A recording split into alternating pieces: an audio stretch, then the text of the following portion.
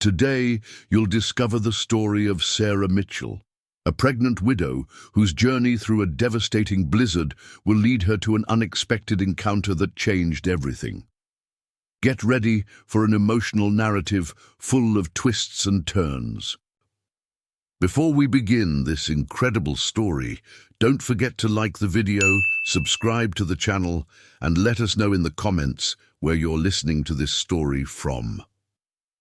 The December wind howled like a wounded animal across the Montana plains, carrying with it the promise of the worst blizzard in decades. Sarah Mitchell pressed her hand against her swollen belly, feeling the baby kick as she stared out the frost-covered window of her small cabin. 6 months pregnant and 3 months a widow, she had never felt more alone in her 28 years of life. "It's just you and me now, little one," she whispered, her breath fogging the glass. The cabin, once filled with her husband Tom's laughter and warmth, now felt like a tomb of memories. His work boots still sat by the door, covered in the dust from the construction site where a steel beam had stolen him away in an instant. His coffee mug remained on the kitchen counter, exactly where he'd left it that final morning, as if waiting for his return. The weather report crackled through the old radio, interrupting her thoughts. "This is an emergency broadcast. Residents of Madison County are advised to stock up on supplies immediately. This storm system is unprecedented, with temperatures expected to drop to -40 degrees. Wind speeds could reach 70 miles per hour. Power outages are likely. Road closures are imminent. This is not a drill. Repeat, this is not a drill." Sarah's heart sank as she opened the pantry door. 3 cans of soup, half a loaf of bread, some peanut butter, and a few apples stared back at her. It wouldn't last 2 days, let alone the week-long storm they were predicting. Her hands instinctively moved to protect her belly. The baby needed proper nutrition, needed her to be strong. Tom would have never let them get to this point. He'd always been the one to check supplies, to make sure the generator had fuel to prepare for Montana's harsh winters. The truck sat in the driveway like a tired old dog, rust eating at its blue paint. Tom had bought it used 10 years ago, promising to restore it someday. Another promise that would never be kept. Sarah grabbed her coat, Tom's old flannel shirt that she wore over everything these days, and headed for the door. The nearest town, Elkridge, was 15 miles away through winding mountain roads. On a good day, it took 25 minutes. Today would not be a good day. The engine groaned and sputtered before finally catching. Black smoke puffed from the exhaust, and Sarah whispered a prayer to whatever force might be listening. The first snowflakes began to fall as she pulled onto the main road, each one larger than the last. The windshield wipers, worn and cracked, struggled against the accumulation. She should have replaced them months ago, should have done so many things. As she navigated the first sharp curve, the truck fishtailed slightly. Sarah's heart hammered in her chest, but she corrected the slide and continued on. The radio played static-filled Christmas carols, a mockery of the season's supposed joy. She thought of the nursery she'd started painting, soft yellow walls that Tom had helped her choose.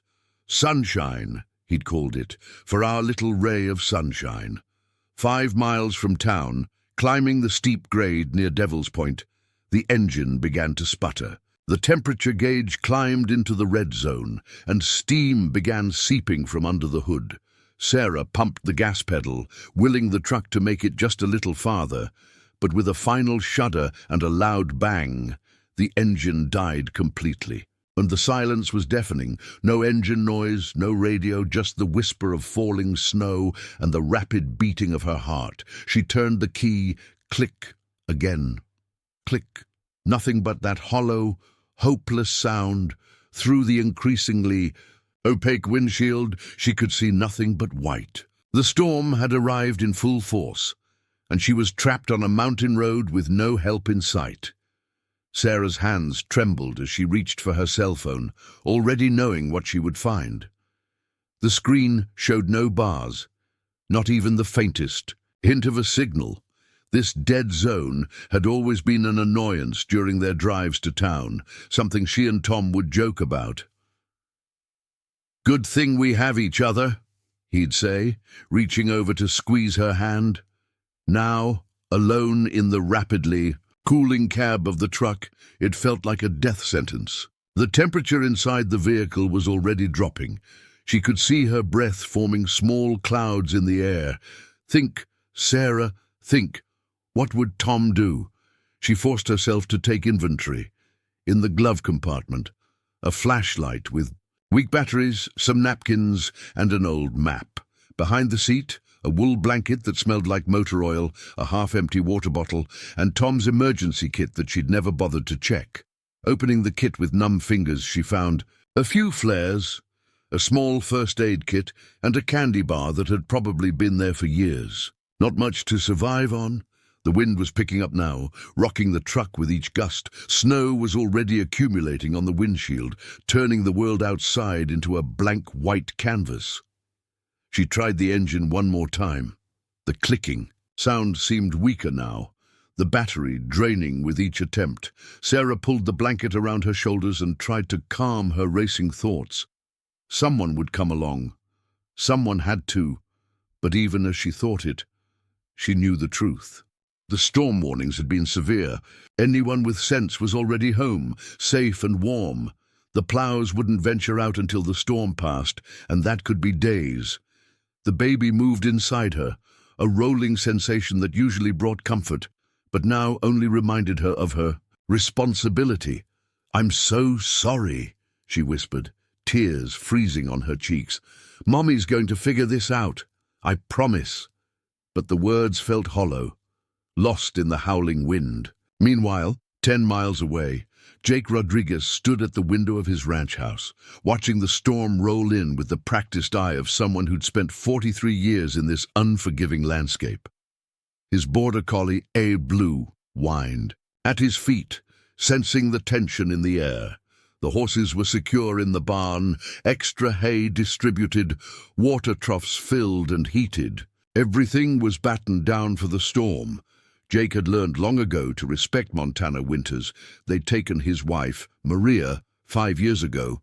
Not directly, but the isolation and depression of a particularly brutal winter had driven her away to Phoenix, where she'd found a new life that didn't include a stubborn rancher who refused to leave his land.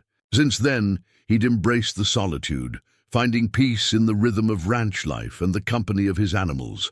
The radio weather report was growing more urgent by the hour.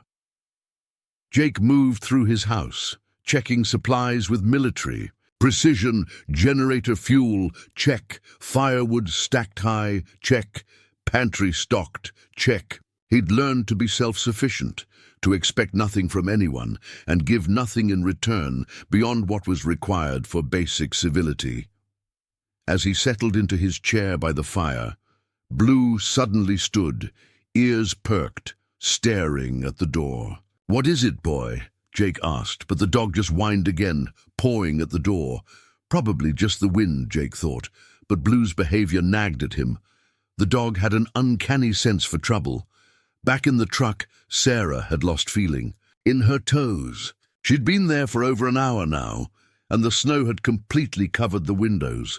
The truck felt like a metal coffin, slowly being buried by nature's fury.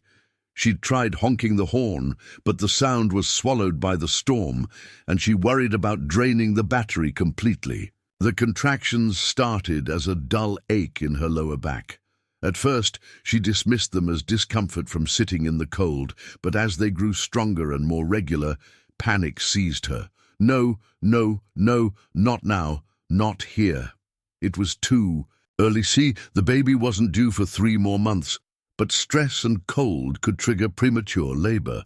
She knew that from the pregnancy books she'd devoured in happier times. She tried to control her breathing, to stay calm for the baby's sake, but another contraction gripped her, stronger than before. In the distance, barely audible over the wind, she thought she heard something. An engine. Her heart leapt, but the sound faded. leaving only the relentless howl of the storm.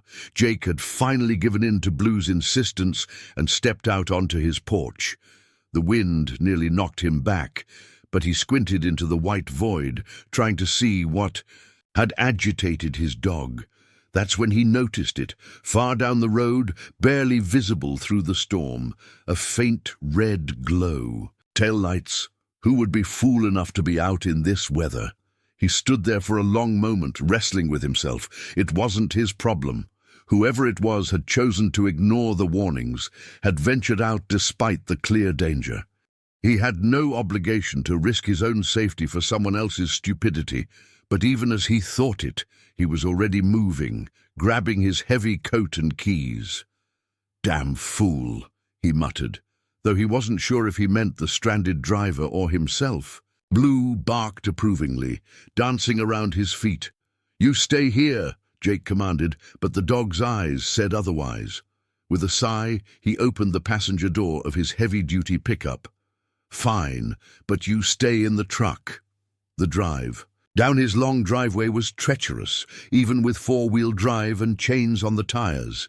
Visibility was near zero, and Jake navigated more by memory than sight. The red glow grew stronger as he approached, and finally he could make out the shape of a truck, hazard lights blinking weakly through the snow.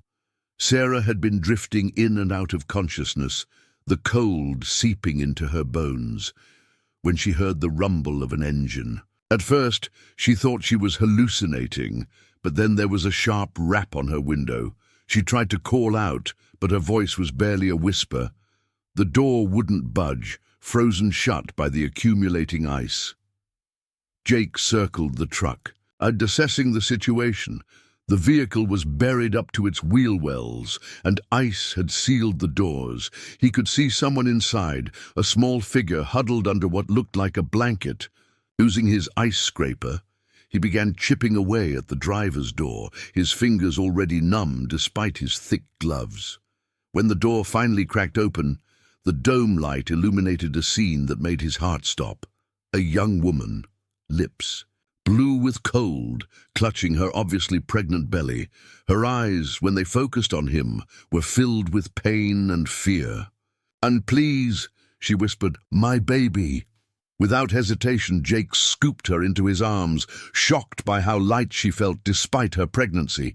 She cried out, another contraction hitting, and he moved faster, practically running to his truck. Blue whined from the back seat as Jake settled her in the passenger seat, cranking the heat to maximum. "How long have you been out here?" he asked, pulling off his coat to wrap around her. 2, maybe 3 hours. Sarah managed through chattering teeth. "The contractions, it's too early." Jake's mind raced. The nearest hospital was 30 miles away, impossible to reach in this storm. His ranch was 5 miles back, but even that would be dangerous. He made a decision that would have shocked anyone who knew the isolated rancher he'd become. "We're going to my place," he said firmly. "It's closer, and I've got a satellite phone. We'll call for help from there." Sarah nodded weakly, beyond arguing. As Jake carefully turned the truck around, she studied her rescuer through pain-fogged eyes. Weathered face, kind eyes despite the gruff exterior, hands steady on the wheel despite the impossible conditions. "I'm Sarah," she whispered. "Jake," he replied, concentrating on the road. "Jake Rodriguez, and that's Blue in the back. Probably the only reason I found you. Dog wouldn't leave me alone until I went to check." The journey back to Jake's ranch was the longest 5 miles of both their lives. The truck crawled through the storm, occasionally sliding despite the chains and Jake's skilled driving. Sarah gripped the door handle with white knuckles, breathing through contractions that were coming faster now. Jake kept glancing at her, worry etched deep in the lines of his face. "First baby?" he asked, trying to distract her from my pain. Sarah nodded, then gasped as another wave hit. "My husband. He died 3 months ago, construction accident. I was going to town for supplies." Her voice broke. Whether from pain or grief, Jake couldn't tell. The information hit Jake like a physical blow. A widow, pregnant and alone, just like Maria had been alone on this ranch while he worked himself to exhaustion, trying to build something that ultimately meant nothing without someone to share it with. He pushed the thoughts away, focusing on the barely visible road ahead. When they finally reached the ranch house, Jake carried Sarah inside, Blue leading the way with urgent barks. The warmth of the house was shocking after the cold, and Sarah felt her body begin to shake uncontrollably. As it tried to regulate its temperature, Jake settled her on the couch near the fireplace, immediately adding more logs to build up the heat. His movements were efficient, purposeful, a man accustomed to handling crises alone. "I'm going to call for help," he said, reaching for the satellite phone. But the storm had other plans. The satellite signal was intermittent at best, cutting in and out with bursts of static. Jake managed to reach emergency services for only a moment before the connection died completely. The dispatcher had gotten the basic information. Pregnant woman in labor, snowed in at Rodriguez Ranch, but whether help would come was anyone's guess. "They know we're here," Jake told Sarah, trying to sound more confident than he. "Obvelt, but with this storm, they won't make it in time," Sarah finished, her voice surprisingly steady despite the pain. "The baby's coming, I can feel it." Jake felt panic rise in his chest. He'd delivered countless calves and foals, but a human baby, a premature one at that, this was beyond his expertise. But looking at Sarah's face, pale but determined, he knew he had no choice. "Okay," he said, taking a deep breath. "Okay, we can do this. What do you need?" Over the next hour, Jake transformed his living room into a makeshift delivery room. Clean towels, boiled water, scissors, sterilized in alcohol from his first aid kit. Sarah guided him when she could, drawing on the prenatal classes she'd attended with Tom, classes where they'd laughed and held hands, and never imagined she'd be doing this without him. "Tom was supposed to be here," she said during a brief respite between contractions. He had it all planned out. The hospital bag, the route to take, even a playlist for the delivery room. Tears streamed down her face. He would have been such a good father. Jake knelt beside the couch, surprising himself by taking her hand. "He's here," he said softly. In this baby. Love like that doesn't just disappear." Sarah looked at him, really looked at him for the first time. Behind the gruff exterior and weathered face, she saw a depth of understanding, of loss that matched her own. "You lost someone too," she said. It wasn't a question. "My wife," Jake admitted. "Not to death, but to this life.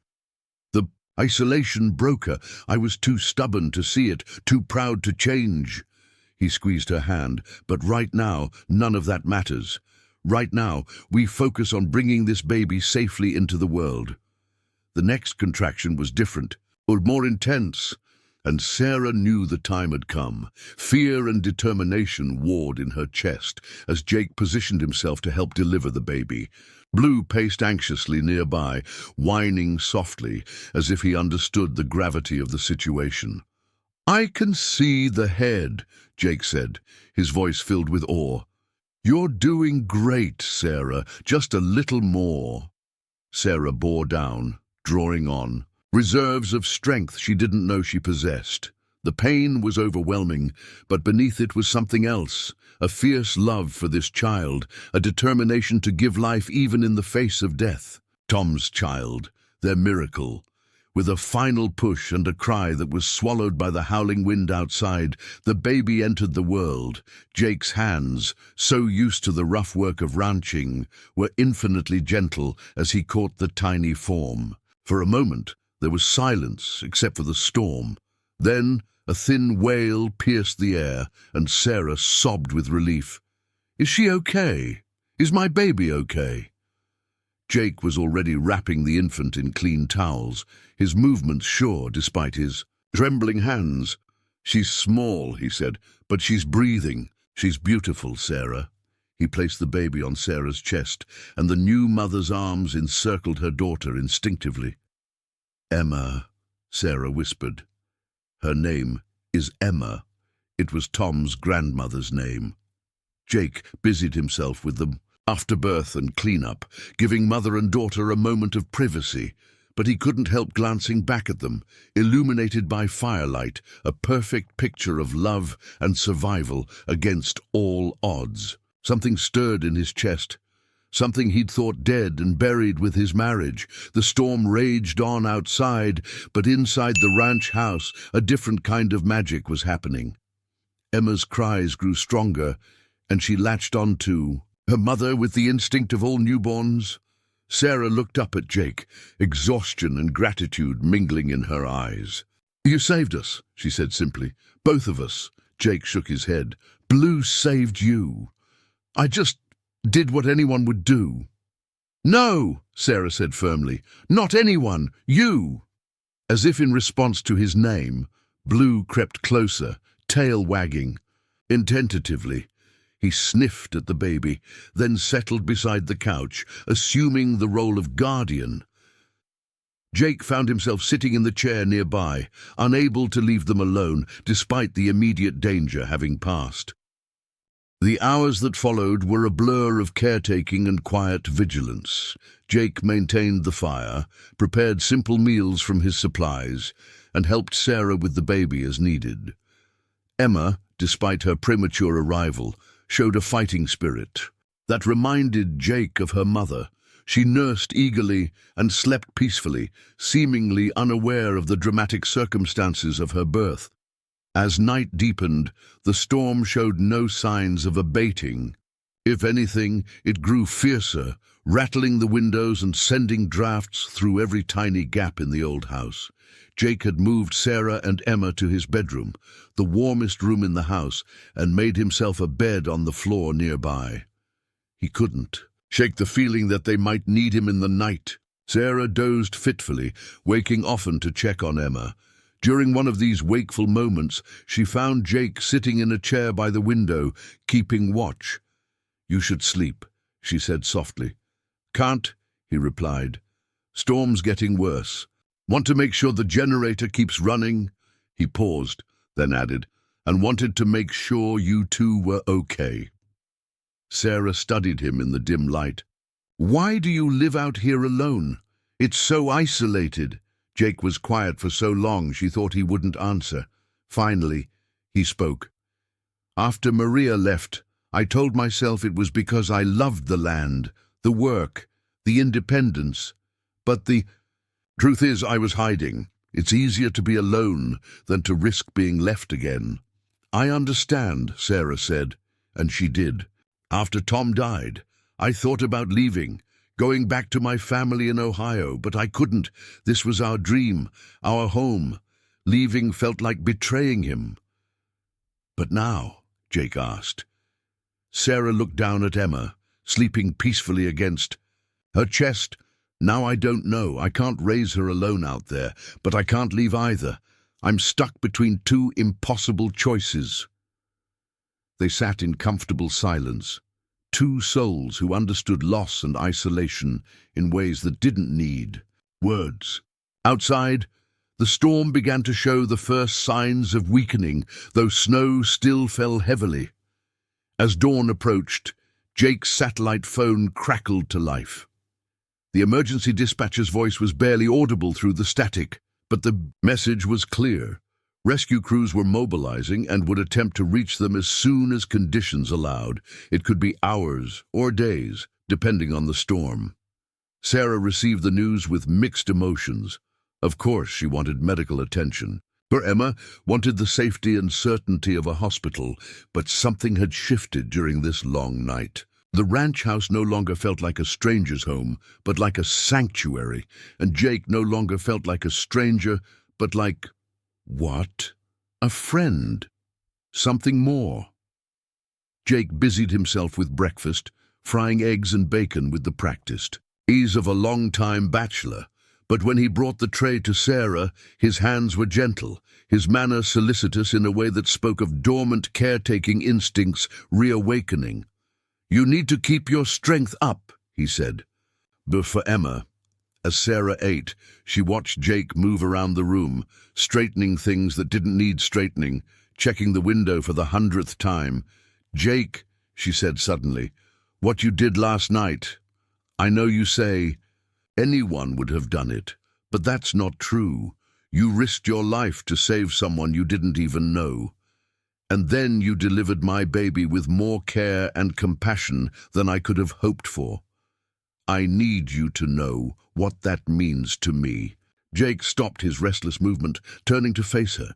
In his eyes, she saw vulnerability that his gruff exterior usually hid. "And it means something to me too," he admitted. "More than I expected. I've been alone so long. I'd forgotten what it felt like to be needed, to help someone who really mattered." Before Sarah could respond, Blue started barking excitedly. At the door, through the window, they could see flashing lights in the distance, slowly making their way through the snow. The rescue crew had arrived.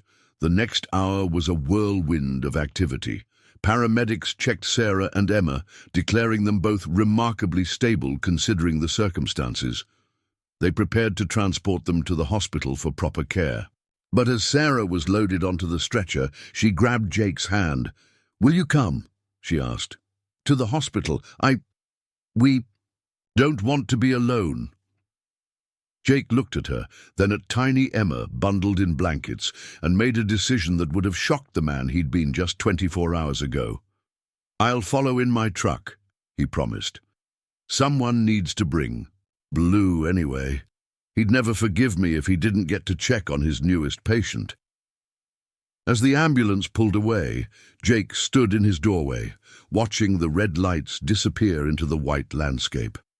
The storm was finally breaking, sunlight beginning to pierce the clouds. His house felt different now, not empty, but waiting. Waiting for what? He wasn't sure. But for the first time in 5 years, he was willing to find out. The hospital room was a stark contrast to the warm intimacy of Jake's ranch house.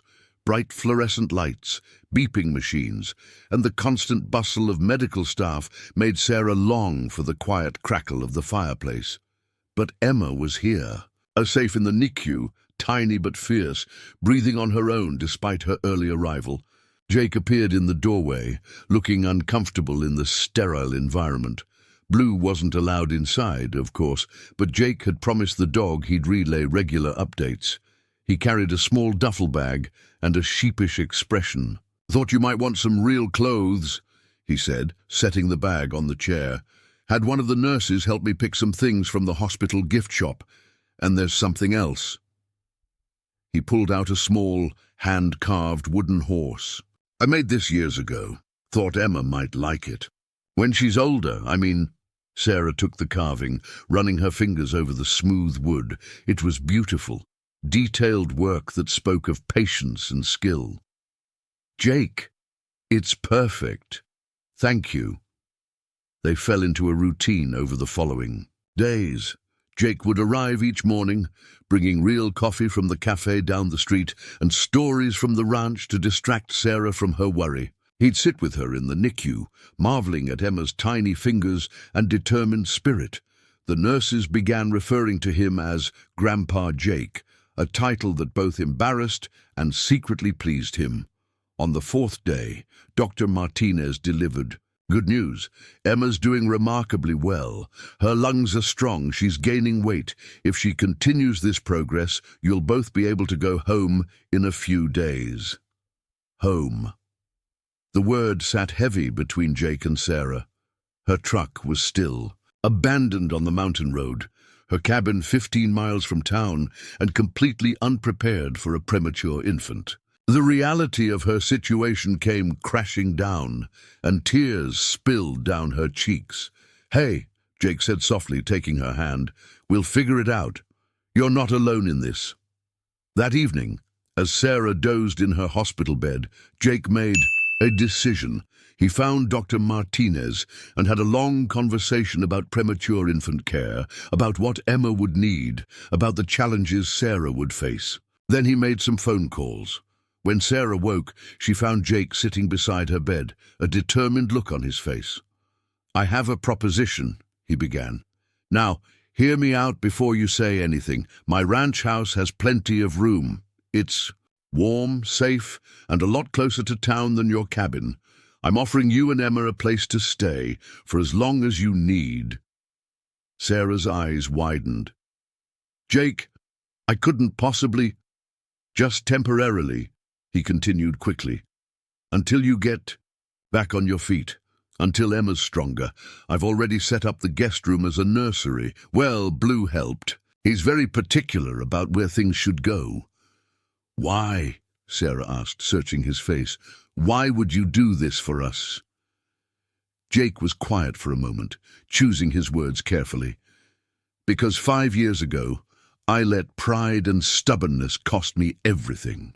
I've been living like a ghost, going through the motions, telling myself I was content being alone.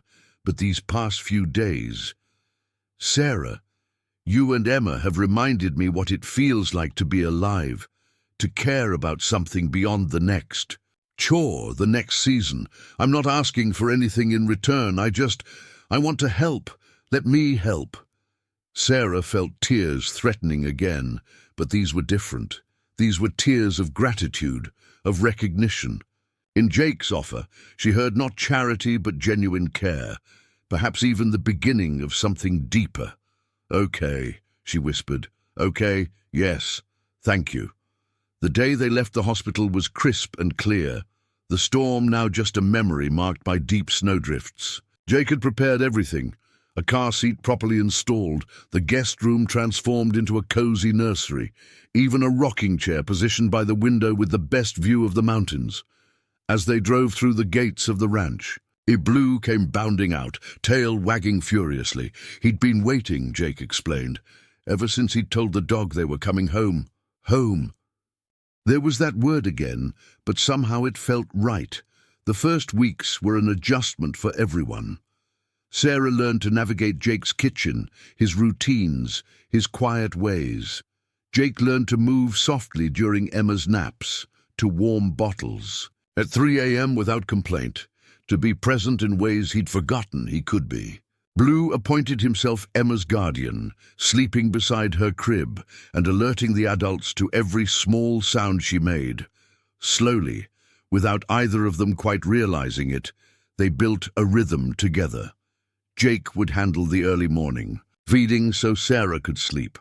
Sarah would cook dinner while Jake did evening chores. They'd sit by the fire in the evenings, Emma content in whoever's arms were free, talking about everything and nothing. One night, as a gentle snow began to fall outside, Sarah found herself studying Jake as he carefully fed Emma her bottle. His weathered hands were so gentle, his expression soft with an affection he no longer tried to hide. "Tom would have liked you," she said suddenly. Jake looked up, surprised. "Yeah. Yeah, he would have appreciated how you've taken care of us, how you've—" She paused, searching for words. "How you've given us a second chance." "Funny," Jake said, his voice rough with emotion. "I was thinking the same thing. That you and Emma have given me a second chance." As winter slowly gave way to spring, the temporary arrangement began to feel anything but temporary. Sarah's cabin remained empty, her belongings gradually migrating to the ranch. Jake found himself planning improvements to the house with a family in mind, a safer porch railing, a swing set for when Emma was older.